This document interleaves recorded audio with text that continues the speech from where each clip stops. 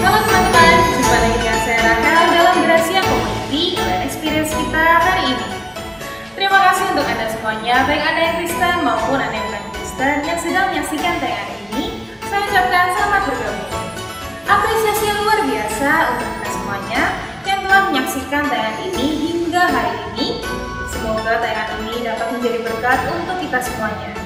Dan kami masih berusaha menjadi lebih baik lagi untuk menampilkan tayangan online yang gahar namun juga ramah. Nah teman-teman, di kesempatan hari ini saya mau mengucapkan Shinyan Guaile Gong Si Fan Chai. Selamat Hari Raya Imlek 2022 bagi Anda yang merayakannya. Kiranya di tahun ini kita semua mendapatkan berkat yang melimpah, baik secara jasmani maupun secara rohani. Nah teman-teman, walaupun kita merayakan perayaan Imlek ini di antara pandemi yang masih ada sampai saat ini, bahkan beberapa hari ini terjadi peningkatan kasus pasien yang terkena virus COVID-19 Omicron. Teman-teman, kita harus ekstra hati-hati dan ekstra waspada. Kita harus tetap mendukung apa yang menjadi kebijakan pemerintah untuk menekan laju penularan virus COVID-19 Omicron ini dengan kita mengikuti protokol kesehatan yang ketat. Teman-teman, ini semua untuk kebaikan kita masing-masing sehingga kondisi di negara ini boleh cepat pulih dan kita boleh beraktivitas lagi dengan baik. Sebentar, renungan firman Tuhan tentang Imlek dan keluarga akan disampaikan oleh Ibu Pendeta Lois. Namun sebelumnya, Tiopan akan menyapa kita semuanya dan dilanjutkan dengan rekan saya Ruth beserta Bianca dan juga GCC Band Purwokerto yang akan menyanyikan sebuah lagu. Dan untuk informasi, tayangan khotbah dan pujian pada hari ini adalah rekaman ibadah minggu lalu dan semuanya telah melalui protokol kesehatan yang ketat. Jadi teman-teman, jangan kemana-mana ya. Tetap stay di channel ini dan selamat menyaksikan. Dan Yesus memberkati. Hari-hari yang penuh tekanan atau masalah sering kita alami dalam hidup ini. Kehidupan kita dikejutkan berbagai banyak hal yang tidak pernah kita pikirkan. Ada orang yang dengan tubuh fit, kuat, ditemukan COVID-19 di dalam tubuhnya. Dengan situasi seperti ini sebagai manusia normal, seringkali kita panik dan membuat situasi kita semakin kacau. Bani Korah di dalam Mazmur 46 menceritakan dirinya sedang mengalami tekanan berat. Dia sedang berada dalam situasi di mana bencana alam terjadi, kerusuhan dan peperangan sedang berlangsung. Namun yang menarik, di tengah situasi seperti ini yang penuh tekanan, penuh masalah, Bani Korah tidak takut dan tidak goyah. Karena dia tahu bahwa Tuhan adalah tempat perlindungan dan kekuatannya. Dengan mengetahui bahwa Tuhan adalah tempat perlindungan dan kekuatan, kita tidak akan mudah goyah dan percaya bahwa babak hidup yang penuh tekanan saat ini bukanlah definisi keseluruhan hidup kita. Karena mungkin saja kita akan mengalami kisah-kisah yang baru. Namun yang jadi pertanyaan bagi kita saat ini, bagaimana cara kita mengetahui dengan pasti bahwa Allah itu tempat perlindungan dan kekuatan kita dengan situasi yang penuh tekanan yang kita alami? Mazmur memberi kita jawaban. Untuk mengetahui itu, kita perlu berdiam diri. Temukan kekuatan diam di tengah hidup kita yang penuh tekanan, yang penuh masalah. Kenapa perlu diam? Dengan diam, kita bisa melihat sesuatu dengan jelas. Dengan diam, memberikan kita waktu untuk berpikir jernih. Dengan diam, memberikan kedamaian di dalam hati kita. Dengan diam, kita bisa mendengar Tuhan dan dapat membuat kita sadar akan keterbatasan kita dan kekuatan Tuhan di dalam kehidupan kita. Saudara, apa yang menjadi masalah saudara saat ini? Apakah itu masalah di dalam pekerjaan di mana mungkin bos memberi tekanan kepada saudara? Atau masalah hubungan orang tua dan anak, atau hubungan anak dengan orang tua, atau masalah krisis ekonomi di tengah-tengah keluarga? Tuhan punya pesan bagi kita semua. Di tengah situasi seperti itu, untuk berdiam diri. Cobalah untuk diam sejenak dari hiruk pikuk tekanan yang sedang kita alami. Dari segala usaha terbaik yang telah kita lakukan, yang seolah-olah tidak ada hasilnya. Seorang ayah memiliki 3 orang anak perempuan. Saat ulang tahunnya, ia ingin memberi sesuatu yang berharga kepada salah satu anak perempuannya. Kata ayah tersebut kepada 3 anak perempuannya, "Ayah akan memberikan jam tangan ini kepada salah seorang di antara kalian. Ayah akan meletakkannya di lumbung padi yang penuh jerami. Siapa menemukannya, maka ia berhak memilikinya. Ketiga anak perempuan itu dengan semangat. Anak pertama mencoba mencari dengan membolak-balikkan tumpukan jerami. Tetapi tenaganya sampai habis, jam tangan pun tidak ditemukannya. Lalu anak kedua mencoba mencari dengan menggunakan senter. Setiap sudut ruangan dipelototi-nya. Tetapi sampai baterai senter itu habis, jam tangan itu pun tidak ditemukannya. Lalu anak ketiga masuk ke dalam lumbung. Tak berapa lama kemudian ia keluar dengan membawa jam tangan yang dimaksud. Melihat hal itu, ayah sangat heran, lalu bertanya kepada anak ketiganya, "Bagaimana kamu dapat menemukan jam tangan itu dengan cepat?" Anak itu menjawab, "Ayah, aku hanya duduk diam. Dalam keheningan aku mampu mendengarkan suara detak jam tangan, sehingga dengan mudah aku menemukannya." Saudara, saat ini Tuhan punya pesan untuk kita semua. Belajarlah untuk berdiam diri. Belajarlah untuk menikmati keheningan. Belajarlah untuk tenang. Tuhan yang tidak kelihatan, yang memiliki kontrol atas hidup kita dan atas apapun. Tuhan yang maha kuasa, Tuhan yang maha baik sedang bekerja. Dan dengan diam, tenang, baru kita bisa mendengar suara Tuhan dan memberikan jalan keluar kepada kita, yang memberikan kekuatan dan pertolongan kepada kita. Saya bawa keluarga kami pada pagi hari ini.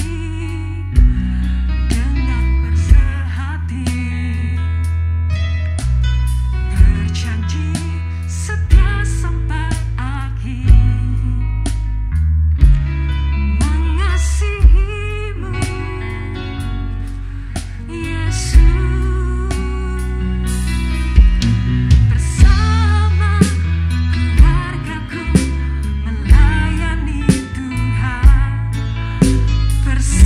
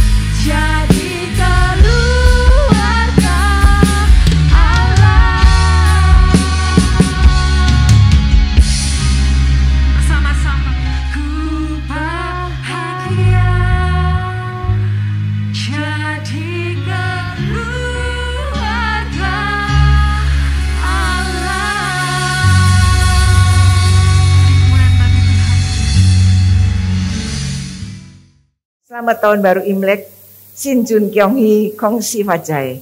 Berbahagia, sehat selalu, dan terus diberkati oleh Tuhan. Amin. Jangan lupa kalau sudah diberkati, angpau nalai. Ya, ini pohon angpaunya kosong, sebab belum ada yang menggantungkan angpau di situ. Ya, jadi ada masuk, ada juga keluar. Saudara-saudara, sekali lagi saya mohon maaf kalau ibadah hari ini hanya berlangsung satu kali untuk menaati peraturan pemerintah yang kami terima beritanya pada malam hari sekitar pukul 7:30 malam. Jadi lalu kami berunding ya, dan akhirnya kami menyebarkan berita itu untuk diketahui oleh jemaat.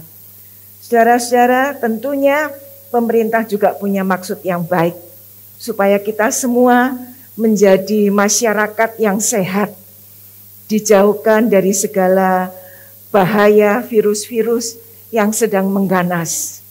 Kita perlu berdoa ya supaya Tuhan benar-benar melindungi kita semua dari segala virus-virus yang menakutkan ini. Saudara-saudara yang belum vaksin, nggak ada mungkin ya, tapi belum booster ada, silahkan mencari tempat untuk booster. Nggak apa-apa, karena itu menambah daya tahan tubuh saudara masing-masing ya. Nah, tahun baru Imlek ini merupakan tradisi besar yang penting bagi orang Tionghoa dan merupakan sejarah tertua dalam sejarah umat manusia. Perayaan Imlek telah dimulai lebih dari 2000 tahun sebelum Kristus ketika Kaisar Huangti memperkenalkan kalender pertama. Nah, seperti kalender Barat, kalender Cina merupakan kalender tahunan dengan permulaan tahun yang didasarkan pada siklus bulan. Karena penanggalan ini, maka permulaan tahun Cina dapat jatuh antara akhir Januari sampai pertengahan Februari. Dan tahun baru Cina tahun ini jatuh pada tanggal 1 Februari yang lalu. Dan berdasarkan kalender Tionghoa 2573 tahun Kongsili. Nah, secara tradisional perayaannya akan berlangsung selama 15 hari. Untuk tahun ini dimulai tanggal 1 Februari sampai tanggal 15 Februari yang akan datang. Saudara-saudara, dalam tradisi Tionghoa, setiap tahun diberi nama menurut salah satu dari 12 hewan yang termasuk zodiak Tionghoa atau yang sering disebut Shio. Imlek tahun ini ditandai dengan Shio macan air yang melambangkan kekuatan dan kebesaran serta kegemilangan.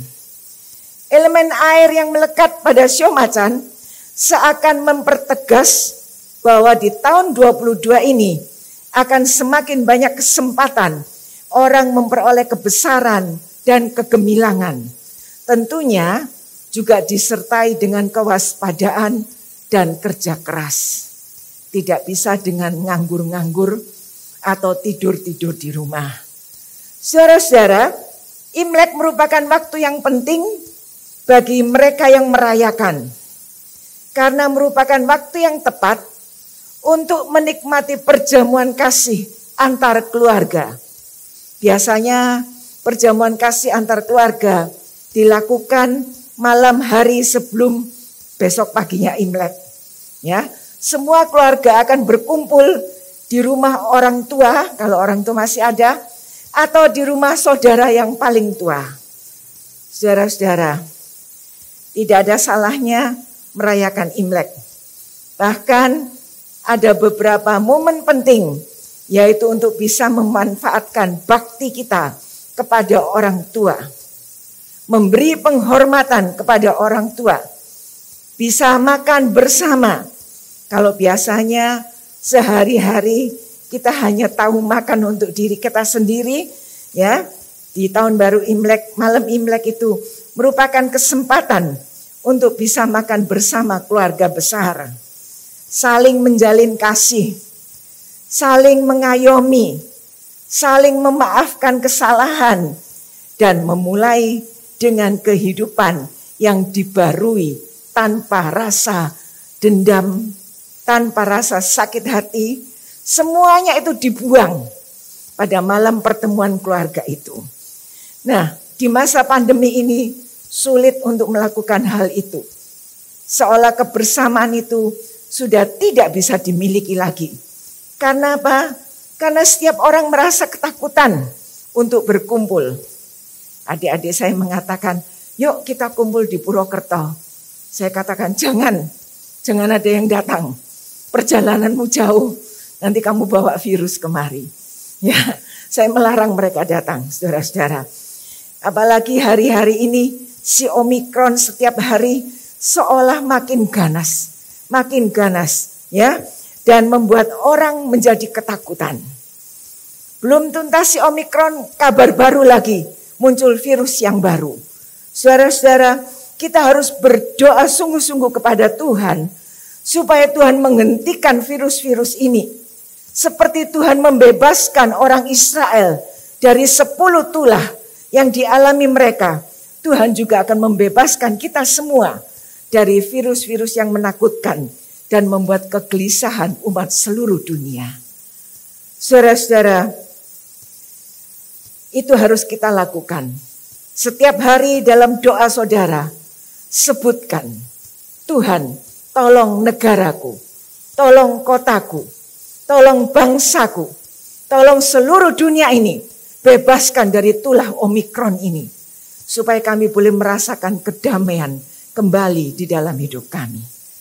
Nah, saudara-saudara, walaupun waktu untuk berkumpul keluarga terbatas, tapi kita tidak boleh melupakan orang tua yang masih kita miliki dan ada bersama dengan kita. Pepatah Cina kuno mengatakan, sewaktu kita minum air, ingatlah sumbernya.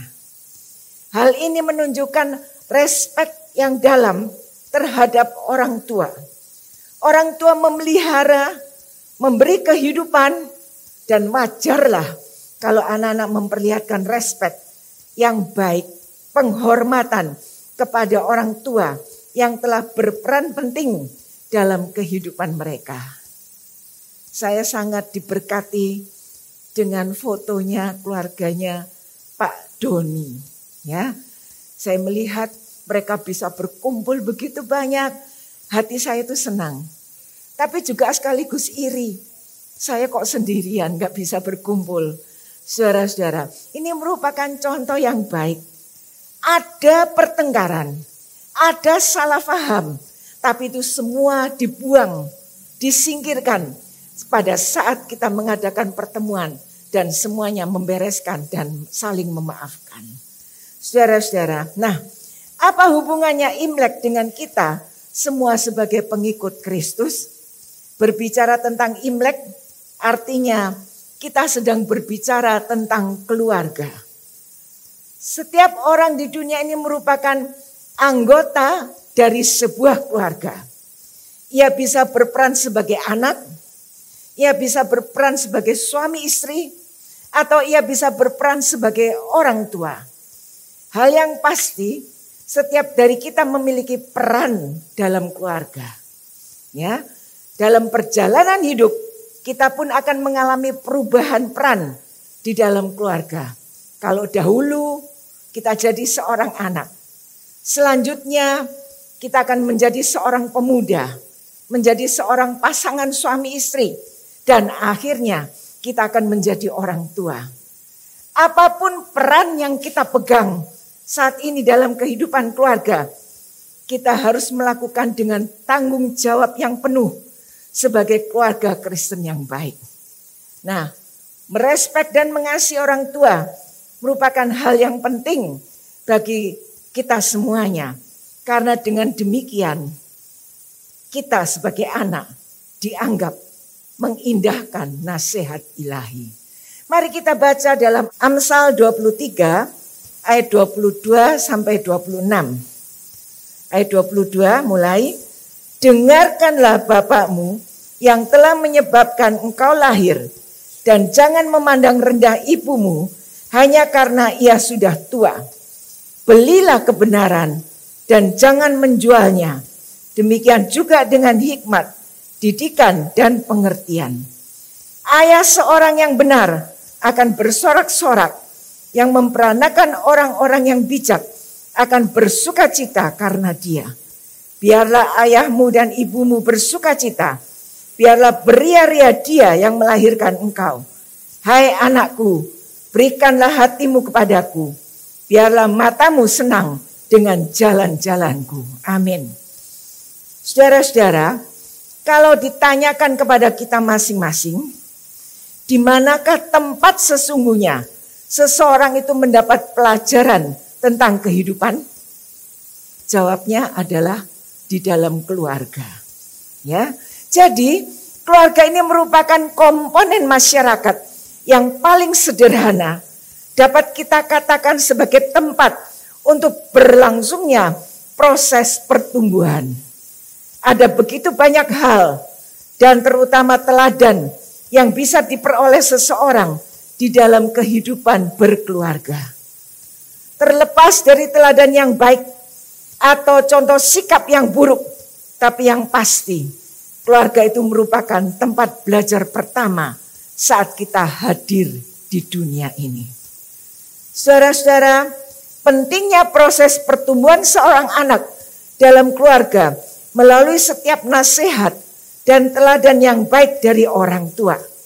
Nasihat akan menghasilkan sesuatu yang baik ketika nasihat itu dijadikan sebagai sebuah landasan atau pedoman dalam menjalani kehidupan. Ya, jadi nasihat akan menghasilkan sesuatu yang baik ketika nasihat itu dijadikan sebagai suatu landasan atau pedoman dalam menjalani kehidupan.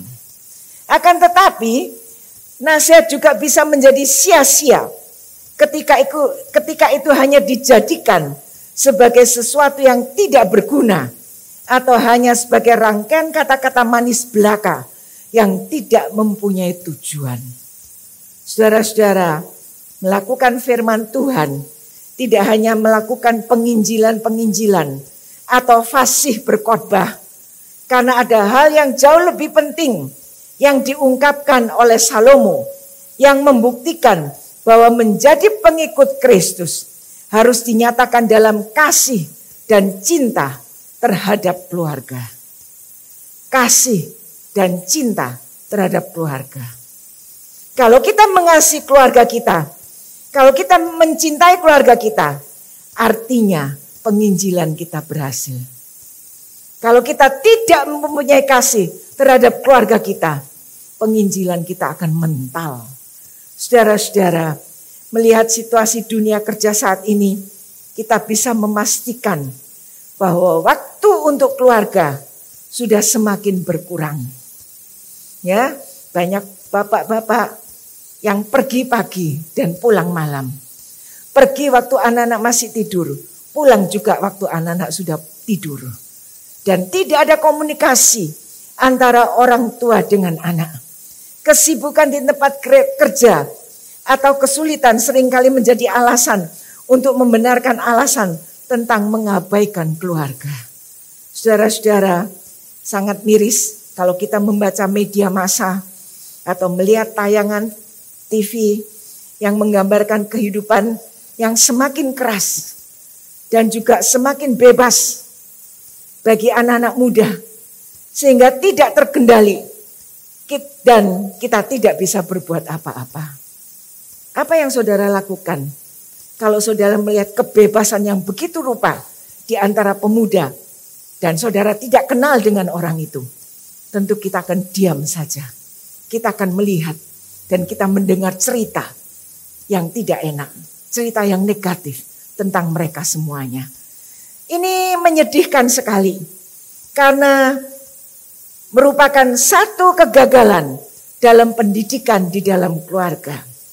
Nah, melalui firman Tuhan yang kita baca, kita melihat ada begitu banyak hal-hal kecil yang sederhana tapi seringkali dilupakan. Orang tua sering melupakan bahwa kebiasaan-kebiasaan di rumah secara tidak sadar sudah membuat anak menghayati meyakini dan menganggapnya sebagai suatu kebenaran telah masuk ke dalam diri anak-anak yang Tuhan anugerahkan.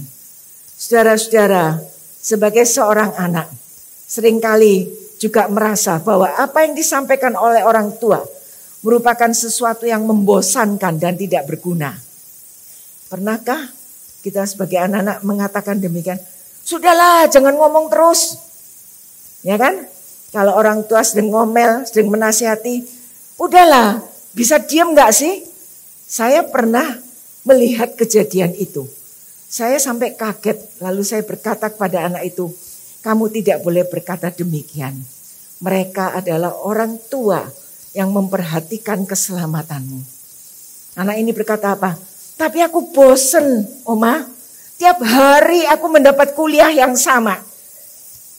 Saudara-saudara, jangan bosan sebagai anak. Jangan bosan sebagai orang tua untuk terus memberikan nasihat yang baik kepada anak-anaknya. Anak boleh bosan, orang tua tidak boleh bosan. Untuk apa? Untuk menyelamatkan anak itu sendiri. Saudara-saudara, dengan tetap memelihara setiap nasihat-nasihat yang baik yang kita peroleh dalam kehidupan ini akan memampukan kita menjadi pribadi yang baik di hadapan Tuhan.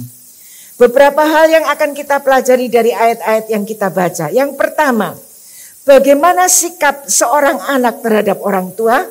Ayat 22 mengatakan, dengarkanlah ayahmu yang memperanakan engkau dan janganlah menghina ibumu kalau ia sudah tua. Ya, Alkitab banyak mengajarkan bagaimana sikap kita terhadap orang tua, ayah dan ibu kita.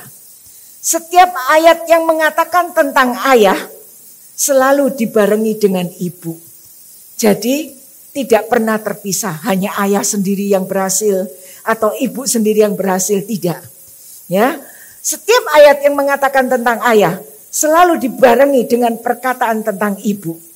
Sebab mereka berdua yang telah membuat kita lahir di dalam dunia selain nafas yang diberikan oleh Tuhan. Mungkin ada yang dari kecil kehilangan orang tua. Tidak mempunyai orang tua yang lengkap. Ya, ayah saya waktu dia di dalam kandungan ibunya 3 bulan, ayahnya meninggal. Jadi ayah saya tidak pernah mengetahui model bapaknya.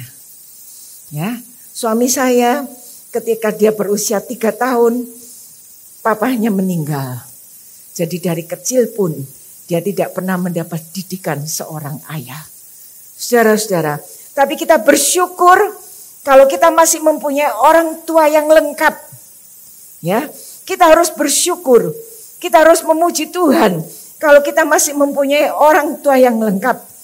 Mungkin kita merasa jengkel. Kok orang tua ini mempersulit hidup kita? Tidak. Orang tua tidak pernah mempersulit hidup anak-anaknya. Dia selalu memikirkan yang terbaik untuk anak-anaknya. Saudara-saudara, nah, apa yang harus dilakukan oleh anak-anak? Sikap kita terhadap orang tua, yaitu mendengarkan apa yang mereka ucapkan. Nasihat-nasihat demi kebaikan anak-anaknya. Bagaimana reaksi anak ketika orang tua mengatakan jangan? Hati kita pasti sakit. Hati kita pasti gak senang. Ya kan?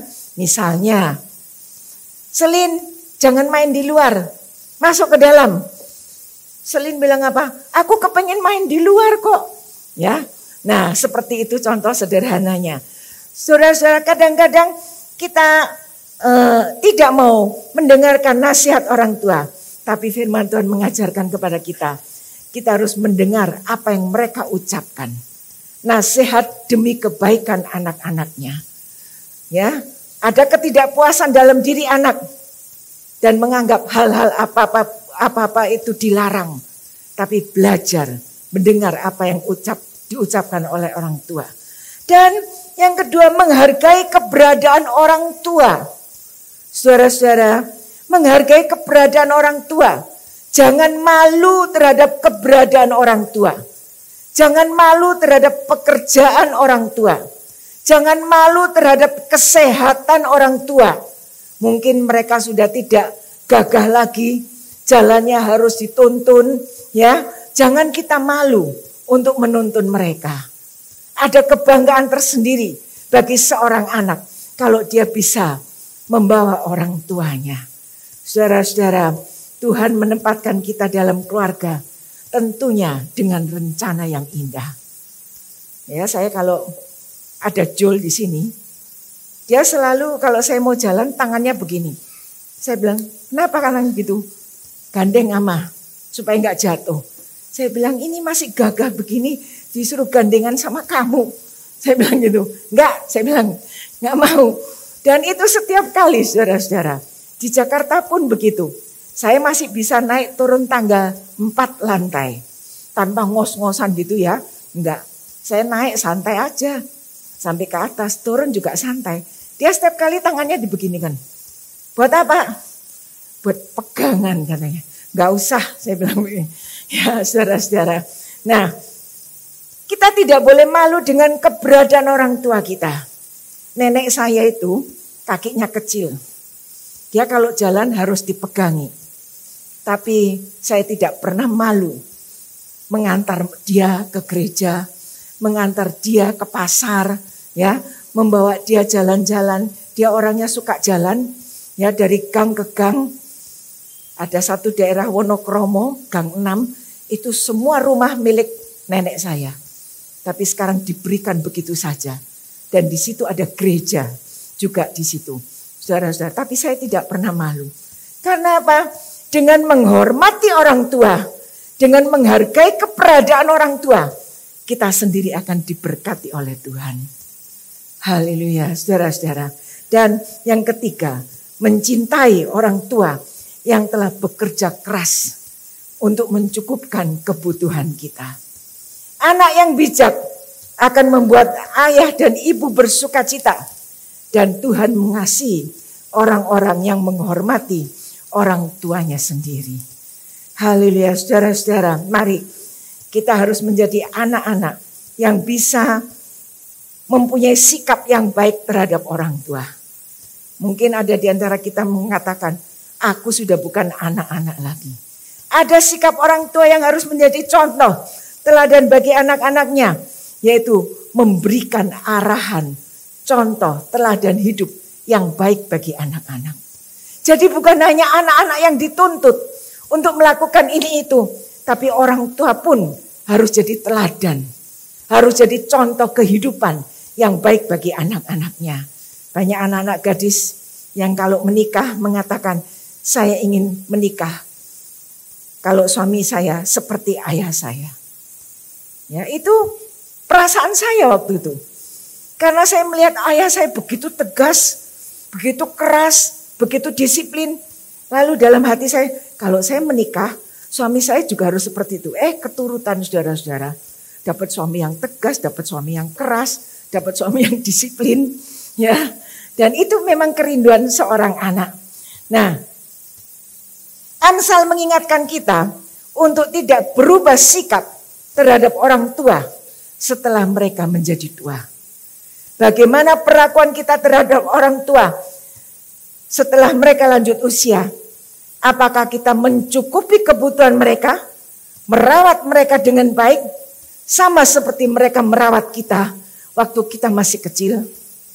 Menjadi orang tua merupakan hukum alam, tetapi menjadi bijak kepada orang tua adalah pilihan. Ya, menjadi bijak terhadap orang tua adalah pilihan. Kita akan melihat sebuah gambar. Saudara tahu gambar ini? Gambar ini terjadi ketika orang tua mulai menyekolahkan anak. Dia lihat ke pagar sekolah, naik ke pagar sekolah. Apa yang terjadi dengan anakku di dalam? Orang tua waktu anaknya baru mulai sekolah, gak tega kalau anaknya nangis. Kepingin diangkat, kepingin dipeluk. Itu orang tua. Tapi gambar satunya menunjukkan kepada kita orang tua yang ada di panti jompo. Dia melihat dari pagar panti jompo. Anak mana yang akan datang untuk melihat mereka. Anak mana yang akan datang untuk membawa sesuatu bagi mereka. Saya melihat gambar ini, saya menangis, saudara-saudara. Ya, karena ada beberapa teman, mereka berkumpul, orang-orang yang cukup punya, lalu mereka mengatakan, yuk kita bangun panti jompo untuk diri kita masing-masing. Lalu untuk apa? Supaya kalau kita tua, kita bisa tetap bersama-sama, ngobrol sama-sama, biarpun anak-anak kita sudah tidak mau tahu. Ada seorang bapak mengatakan pada saya, kalau saya nanti di panti jompo, saya tunggu di pagar, katanya. Saya tunggu tante datang. Wah, saya nggak akan mengunjungi panti jompo, nggak akan mengunjungi kamu. Saya katakan demikian ya. Itu sesuatu yang menyedihkan. Kalau kita punya orang tua, rawat orang tua kita dengan baik. Jangan dimasukkan ke panti jompo. Karena orang tuamu juga tidak pernah memasukkan kamu ke panti asuhan waktu kamu kecil. Saudara-saudara, ini sikap terhadap orang tua yang harus kita pelajari. Yang kedua, pelihara ajaran yang telah diberikan. Ayat 23 mengatakan, belilah kebenaran dan jangan menjualnya. Demikian juga dengan hikmat, didikan, dan pengertian.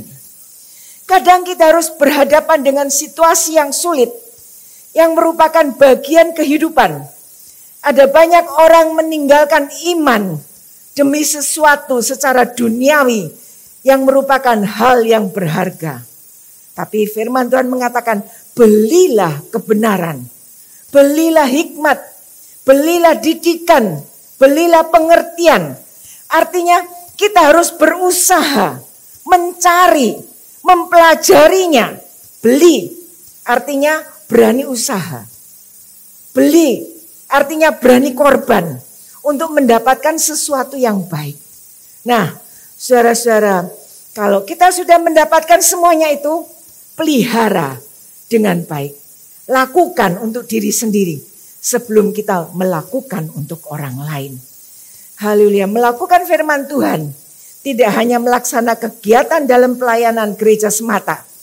Ada hal yang jauh lebih penting yang diungkapkan oleh Salomo, bahwa menjadi pengikut Tuhan harus terlihat dari kecintaan kita kepada keluarga. Seberapa besar cinta saudara kepada keluarga, itulah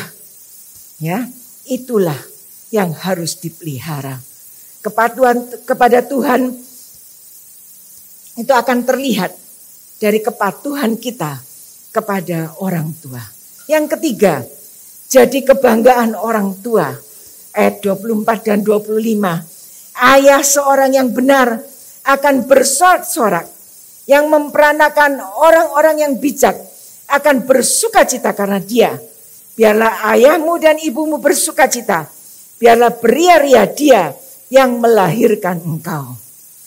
Saudara-saudara, semua anak harus menjadi kebanggaan orang tua dan bukan jadi beban. Kita dituntut untuk menjadi anak yang benar. Orang tua akan bangga terhadap anak-anaknya bila anak-anak meningkatkan harkat, martabat, dan nama baik keluarga. Haleluya. Yang keempat, memberi hati untuk diajar. Ya, memberi hati untuk diajar.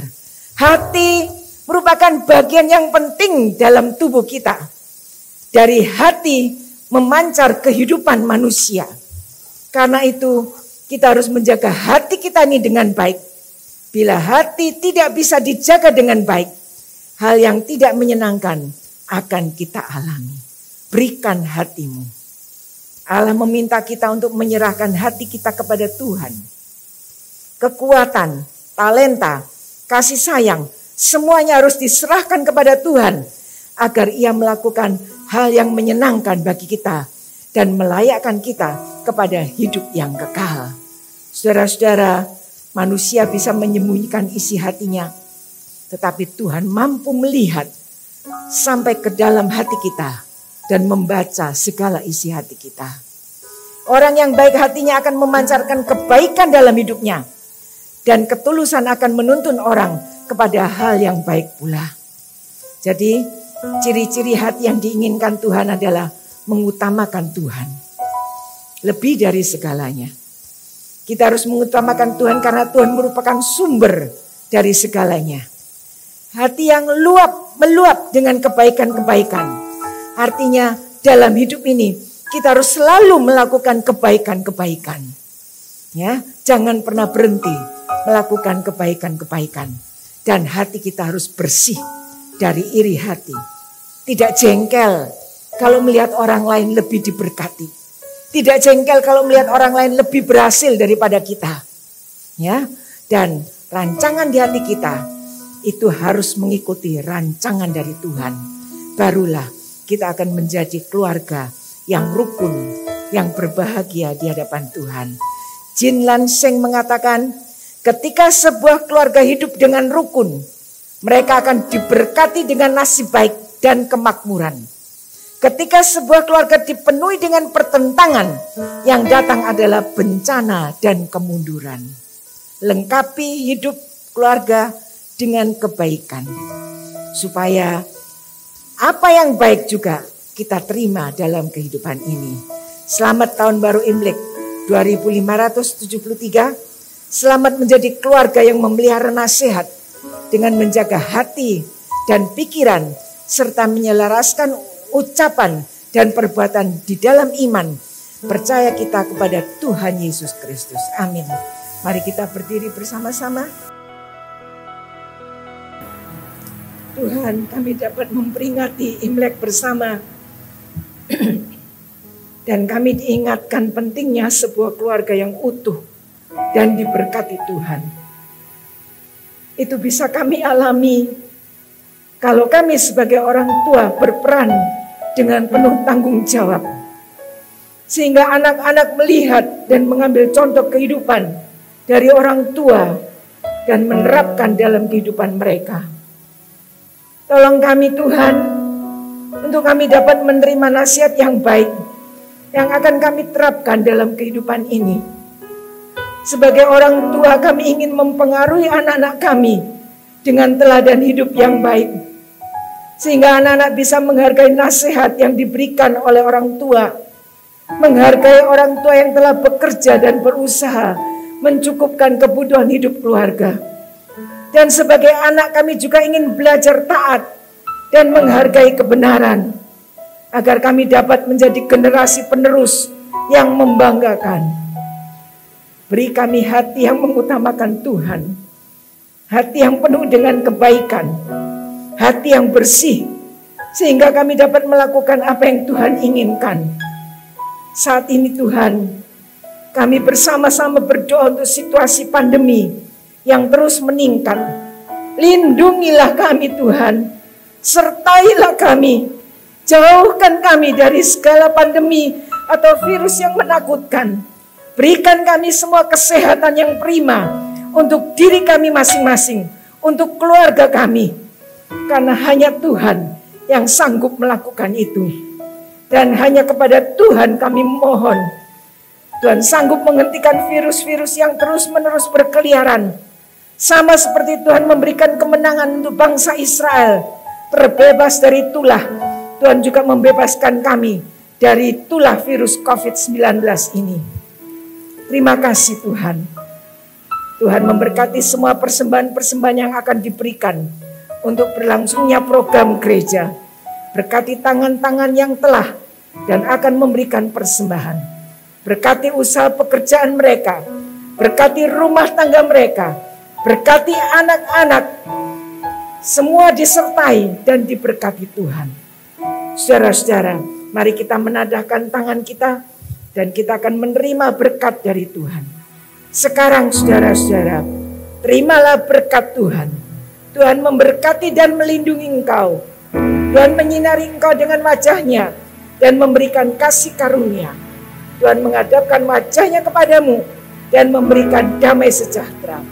Berkat dari Allah Bapa, Allah Anak, dan Allah Roh Kudus menyertai setiap keluarga mulai hari ini sampai Maranatha Tuhan Yesus datang kembali yang kedua kalinya. Bersama-sama kita katakan, dalam nama Tuhan Yesus Kristus, Juru Selamat kami sudah berdoa. Amin. Terima kasih kepada Ibu Pendeta Lois untuk renungan firman Tuhannya yang telah menguatkan kita semuanya. Kiranya Tuhan Yesus senantiasa memberikan kekuatan dan kesehatan untuk Ibu Pendeta Lois.